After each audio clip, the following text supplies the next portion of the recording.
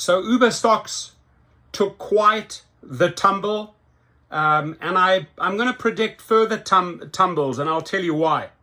They are paying out on big lawsuits, and what investors really don't know, this is the beginning. There are a lot of lawsuits in the pipeline, right? When it comes to wage theft, only one state has paid out. When it comes to the UK, they got hit with 250 million. Australia, they got hit with 250 million. You have sexual harassment and sexual abuse cases all lined up. You have wrongful deactivation cases. I want investors to know they down. Uber Shares Tumble is weaker rideshare demand hurts Q2 forecast. So it's not only weaker rideshare demand, and this is very simple, dear investor, right? You've outpriced yourself with riders. Lyft is picking up those people. And then on top of it, you've got a lot of future problems coming. And you have a lot of lawsuits that'll have to be settled in the pipeline. So that's maybe not what Uber will be telling you, but that's what reality is. So thanks to Reuters. And by the way, we also have the video on Lyft. Actually, Lyft went up quite a bit. Uber posted a surprise quarterly loss and forecast gross bookings below Wall Street expectations, sending its share down 9%, a big drop, and putting the rideshare and food delivery company on course to shed more than $10 billion in market value. Uber's disappointing forecast was in sharp contrast to an upbeat guidance late on Tuesday from smaller rival Lyft, which lifted its shares up 8%. So one went down 9%, the other one went up 8%, and I made two separate videos and also sort of explain why Lyft may have gone up. Lyft posted strong quarterly results, leaning on an industry-wide pickup in demand, while Uber's results signaled growth slowing from 2023, in which it posted first annual profit by dominating the US rideshare market and delivery business. Uber also missed Wall Street's expectations for first quarter gross bookings, a key metric that indicates the total dollar value of transactions on the platform. CFO Prasanth Mahendra-Rajah pointed to softer rideshare demand in Latin America and the impact from certain holidays shifting into the first quarter.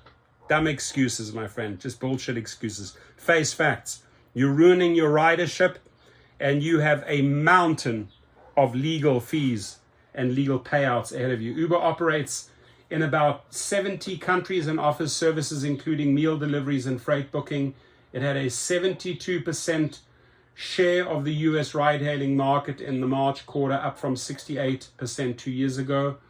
Lyft, a much smaller company, offers ride-hailing services only in the United States and parts of Canada. Uber reported a net loss of $654 million, driven by legal. Here we go. Uber reported a net loss of $654 million, driven by legal charges and provisions and those related to fair valuation of certain company investments.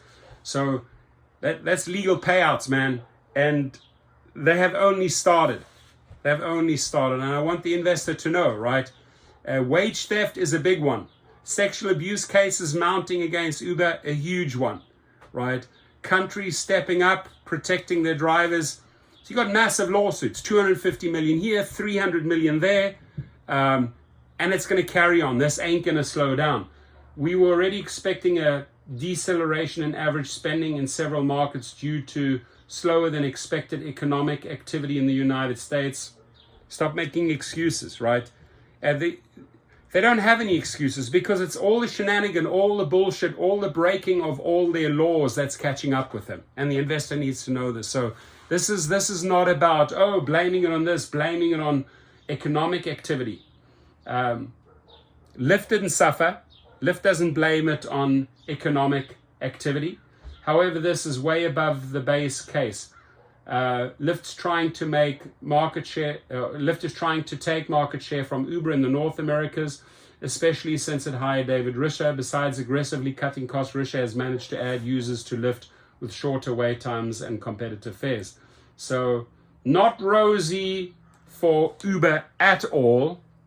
And what investors need to take away from this Stop Darikosh, stop blaming it on poor economic forecasts, right? You completely ruined your rider base by overcharging them, complete greed by the executives and the investors. And then furthermore, all the bullshit, all the legal issues, all the legal worries that you have are now starting to catch up with them. And this is the beginning. So expect this trend to continue, investors. Your comments, please.